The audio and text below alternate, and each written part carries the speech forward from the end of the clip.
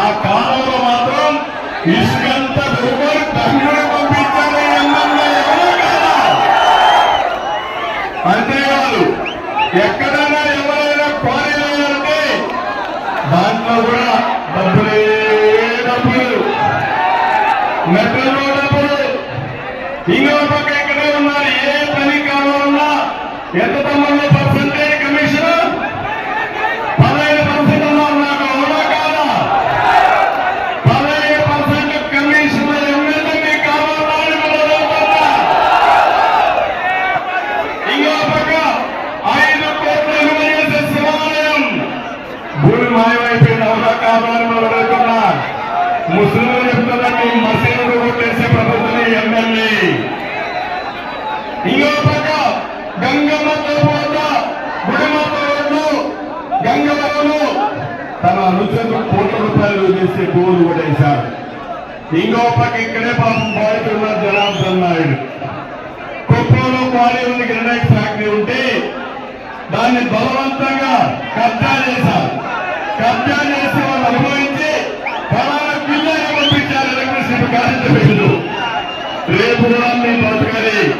మీ ఇల్లు కబ్జా చేసి ఆ ఇంటికి కరెంటు బిల్లు మీకు పంపిస్తారు.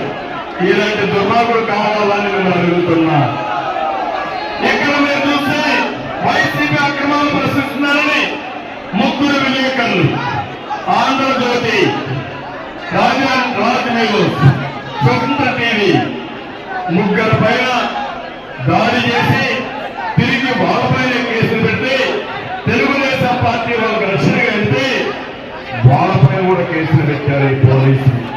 నేను ఒకటి చెప్తున్నా, ఇప్పుడు ఎన్నికల కోడ్ వచ్చింది, ఎలక్షన్ కమిషన్ ఉంది.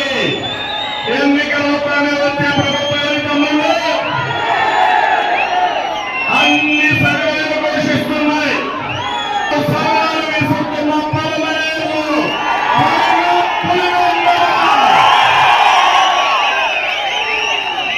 తమ్ముళ్ళు ఎన్నికలు వచ్చారు కదా మీరు, వైఎస్ఆర్ కాంగ్రెస్ నాయకులు వచ్చారు కదా మీరు, ఇప్పుడైనా చెప్పాలి కదా మీరు వివేకాన్ని ఎవరు చంపారు? ఎవరు చంపారు?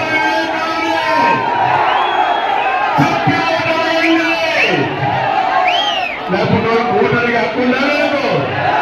తమ్ముళ్ళు రేపు మీ బాబాయ్కి ఎటువంటి ఇవ్వకుందో ఒకసారి ఆలోచించుకోండి. దుర్మార్గులకు అధికారం ఇస్తే, పాముకు పాలు పోస్తే తిరిగి కాటేస్తుంది. ఆ విషయం మీరు గుర్తుపెట్టుకోవాల్సిన అవసరం ఉంది.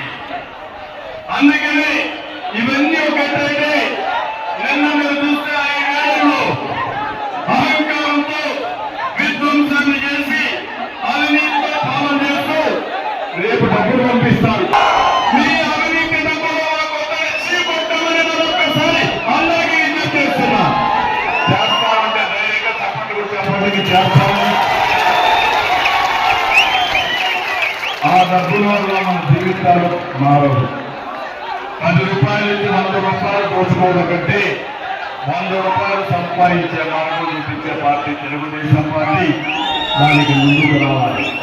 నిజంగా చూసే 2 సెకండ్లు కాకినాడ శివాలయంలో పూజలపై వైసీపీ నేతలు రాలి ప్రధాన పూజారిని కూడా వదిలిపెట్టడం లేదు. మరో దాన్ని రాజీ చేస్తారు అంటే కొట్టడం